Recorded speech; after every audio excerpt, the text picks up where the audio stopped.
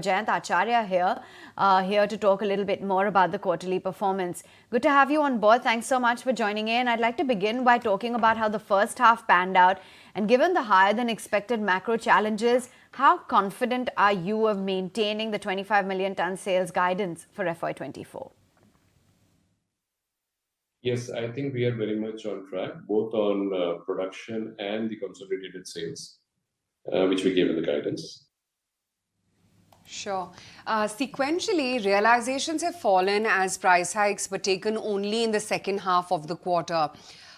Given how the current domestic steel demand environment is, do you foresee more price hikes in the second half? So as you rightly said, the quarter one saw some price corrections, and part of which has flown into quarter two.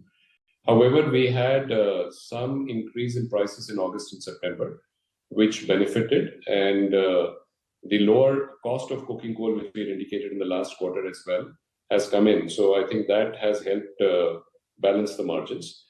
The benefit of August-September price increase and part increase in October will flow into the October-December quarter. However, having said that, the coking coal costs have also gone up. And during this quarter, some part of that coking coal cost and some increase in iron ore cost will also hit our cost. So therefore, it will partly set off the benefits we will get through the price. So we expect margins will basically be offset by increase in cost. So EBITDA per ton stood at about 12,500 per ton. Any ballpark range for H2? On a consolidated basis, this quarter, yes, it's close to 12,000. It's 12,436 rupees per ton for this quarter. I think going forward, the way I would like to put it is that our volumes will be better because the BPSL capacity increase is in phase 2 is coming on track. We expect that to benefit us in end of quarter 3 and quarter 4, and that volume will flow in. Our existing operations, which had some shutdowns during July-September, will also do better in terms of capacity utilization. So our absolute EBITDAs will be better based on higher volumes during the quarter and H2 in particular. Right, and the net debt as well has risen, from last quarter to this time around as well, a fairly substantial number to about 69,000 odd crore rupees. And that's primarily due to the borrowings arising out of the merger of JSW Ispat. But from here on, how do you see your debt profile shaping up over the next few months, given your capex plans in place? So 69,000 crores plus is the debt which we close this quarter with, 69,195 crores. Primarily, this is on addition of the JISPL merger, as indicated last time. Our intention is to continue to invest on our growth. So the capacities would rise in the next year to about 37 million tons in Indian operations. We had indicated an overall capex spend of 20,000 crores in this year. We have done close to 8,000 crores, including Indian and international operations of capex in the first half. And we will continue to do our capex for H2 as well. We'll continue to monitor that to see that the projects are on track. I think what is important to note here is that the net debt to EBITDA has now closed at 2.52 for the quarter, from 3.14 in the last quarter of this year, which is a good improvement.